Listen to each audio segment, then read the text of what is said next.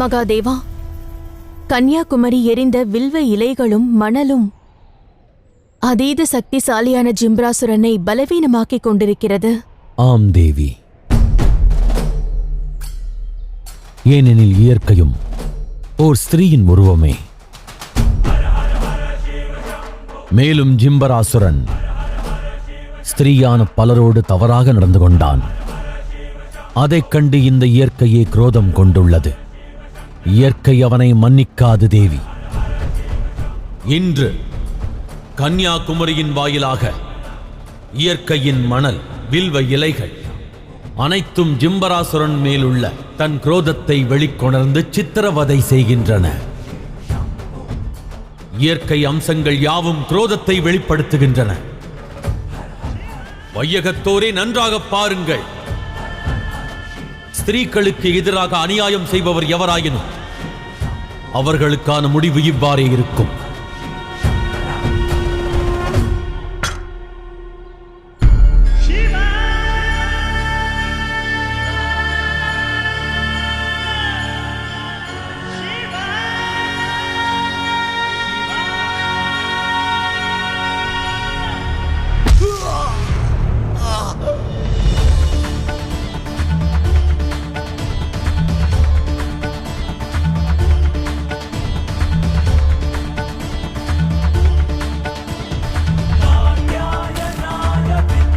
நீ பெண் இனத்திற்கு மட்டுமல்ல, பெண் வடிவ இயற்கைக்கும் குற்றவாளியாவாய்.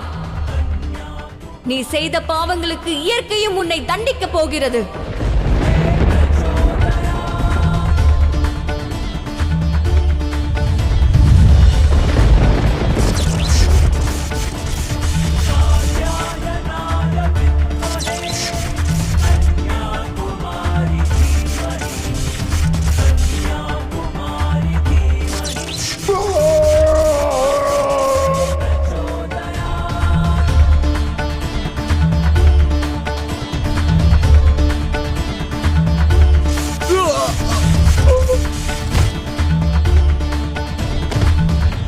வாழ்நாள் முழுவதும் அப்பாவி இளம் பெண்களை நீ சித்திரவதை செய்திருக்கிறாய்.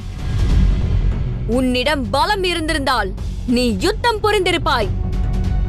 ஆனால் நீயோ தந்திரமாக அவர்களின் வாழ்க்கையின் உத்தேசத்தை பறித்து விட்டாய்.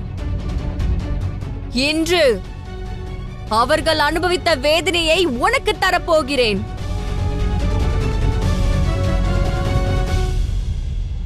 ஹர ஹர மகாதேவா.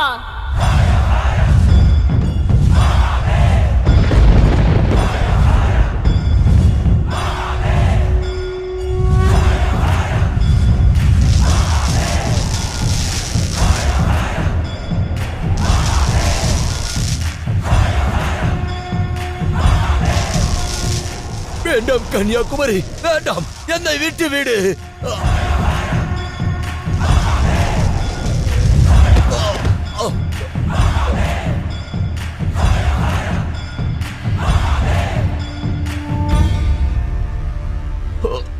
வேண்டாம், என்னை விட்டு விடு, என்னை மன்னித்து விடு.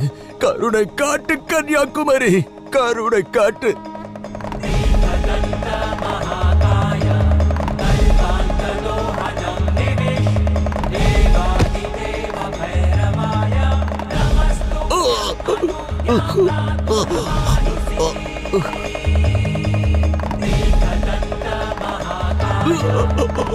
நீ பெண் இனத்தையே அவமதித்திருக்கிறாய்.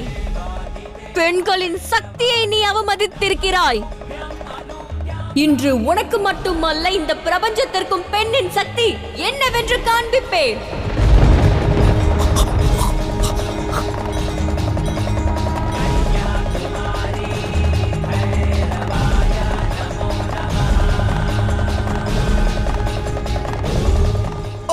குரு, அசுர மாதா, என்னை காப்பாற்றுங்கள், என்னை காப்பாற்றுங்கள்.